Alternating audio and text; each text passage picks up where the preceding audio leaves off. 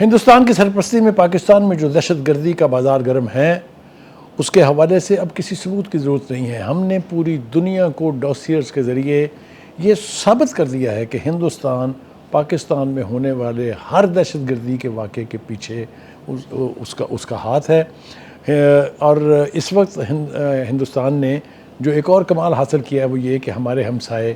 افغانستان کو اپنے ساتھ ملا کے اب ان دہشت گردانہ کارروائیوں کے اندر اضافہ ہوا ہے، لیکن ہماری لیڈرشپ جو ہے، خاص طور سے عسکری لیڈرشپ جو ہے، وہ اس کا کلا کما کرنے کے لیے ہر وقت جو ہے وہ موجود ہے۔ میں حوالہ دوں گا کنونشن سینٹر میں ہونے والی اس فیلڈ مارشل کی تقریر کا، جس میں انہوں نے کہا تھا کہ یہ 5 سے 8 ہزار کے قریب جو دہشت گرد ہیں، یہ نہ ہم سے کشمیر چھین سکتے ہیں، نہ یہ ہم سے بلوچستان چھین سکتے ہیں، اور ہم ان کو چن چن کے ماریں گے اور الٹیمیٹلی اس فتنے سے ہم جان چھڑا لیں گے۔ اگر میں جائزہ لوں اس بیان کے بعد سے اس وقت تک کتنی کارروائیاں کی گئی ہیں اور کئی سینکڑوں دہشت گردوں کو ہلاک کیا گیا ہے، جس کی ایک دفعہ آئی ایس پی آر کے جو ڈی جی ہیں جنرل احمد شریف، انہوں نے بڑی تفصیل کے ساتھ ایک پریس بریفنگ سیشن میں باقاعدہ نقشوں کے ساتھ، باقاعدہ ویڈیوز اور آڈیوز کے حوالوں کے ساتھ اور چارٹس کے ساتھ یہ ثابت کیا تھا کہ پاکستان نے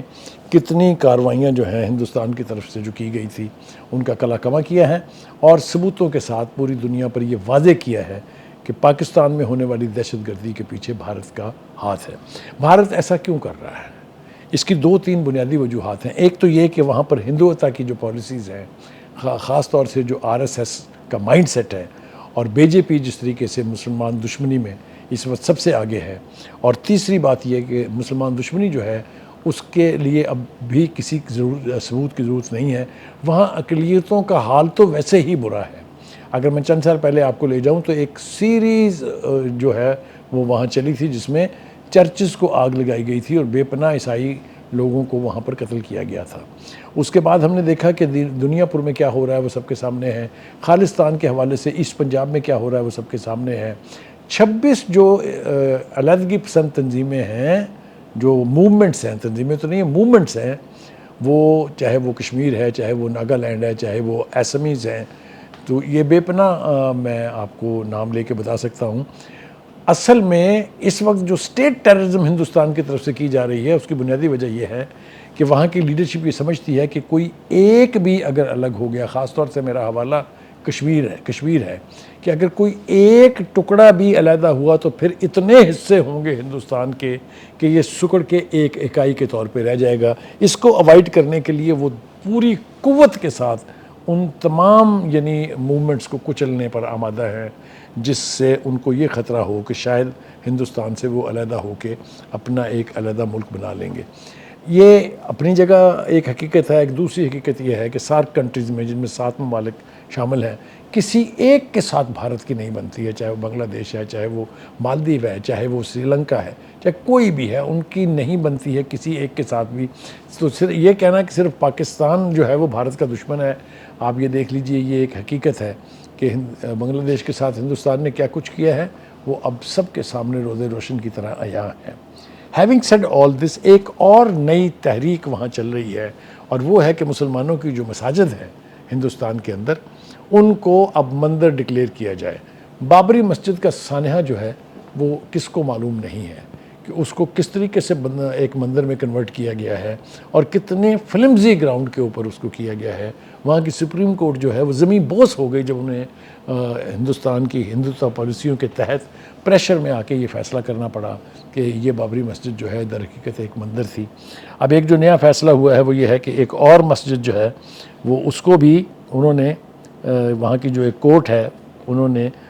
مندر جو ہے وہ ڈکلیئر کر دیا گیا ہے۔ یہ بھارتی ریاست مدھیہ پردیش کی ہائی کورٹ نے تاریخی کمال مولا مسجد کو ہندو دیوی واگ دیوی کا مندر قرار دے دیا ہے۔ وہاں کے ایک رہنما ہیں اسد الدین اویسی صاحب، جو مسلم لیڈر ہیں وہاں کے، انہوں نے کہا ہے کہ یہ فیصلے اس طرح کے اگر آتے رہے تو پھر ہر نئے دن کسی نہ کسی مسجد کو چیلنج کیا جائے گا کہ یہ جو ہے یہ تو پہلے مندر ہوتی تھی۔ ایک اور حوالہ جو ہے وہ یہ کہ یہ جس مسجد کو انہوں نے مندر قرار دیا ہے، یہ رپورٹ کے مطابق 1935 کے برطانوی دور کے سرکاری نوٹس میں واضح درج تھا کہ یہ مسجد ہے اور آئندہ بھی مسجد رہے گی۔ اس کو درخور امتناع کیا کورٹ نے، اور جو پروپیگنڈا تھا، جو ایک احساس اجاگر کرنے کی کوشش کی گئی، اس کے تحت فیصلہ کر کے اس کو مسجد کی بجائے مندر قرار دے دیا ہے۔ یہ سب کچھ کیوں ہو رہا ہے؟ میں کئی بار کہہ چکا ہوں کہ دو افراد ایسے ہیں اس دنیا میں، یا دو ممالک کہہ لیجئے، جن کے بہت سارے مشترکہ منصوبے بھی ہیں اور پلانز بھی ہیں۔ ان میں ایک بھارت ہے اور دوسرا اسرائیل ہے۔ بھارت کا مودی مسلمانوں کا بدترین دشمن ہے، اسرائیل کا نیتن یاہو مسلمانوں کا بدترین دشمن ہے۔ ایک کھنڈ بھارت بنانے چلا ہے اور دوسرا گریٹر اسرائیل یعنی کھنڈ اسرائیل بنانے کے خواہاں ہیں۔ ان دونوں ہی لیڈروں کی خواہش ہے کہ ارد گرد کے ممالک جو ہیں ان کو اپنے اندر شامل کیا جائے اور اپنے آپ کو، اپنے ملک کا سائز جو ہے وہ بڑا کیا جائے۔ اسی طریقے سے نیتن یاہو جو ہیں وہ بھی چاہتے ہیں کہ ارد گرد کی جو ریاستیں ہیں، چاہے وہ لبنان ہے، چاہے وہ سیریا ہے، چاہے وہ جارڈن ہے، ان سب کو اپنے ساتھ ملا کے اور ایک گریٹر اسرائیل کے خواب جو ہے اس کی تکمیل کی جائے۔ ہیونگ سیڈ دس، میرے خیال سے اس وقت مسلم قوتیں جو ہیں، جو مسلم انفلوئنشل کنٹریز ہیں، ان کو چاہیے کہ ایک پلیٹ فارم بنائیں۔ پلیٹ فارم تو موجود ہیں لیکن انفارچونیٹلی وہاں پر اس قسم کے مسائل جو ہیں ان کو ایڈریس نہیں کیا جاتا ہے۔ میں سمجھتا ہوں کہ اس وقت ایک مشترکہ اپروچ بنانی چاہیے جس سے یہ مسلم کشی کے جو واقعات ہو رہے ہیں اور جو مسلم لینڈ مارک عمارتیں جو ہیں ان کو کنورٹ کیا جا رہا ہے ہندو اس میں، اس کا کلا کما کیا جائے، اس سے بچا جائے، اس کو روکا جائے۔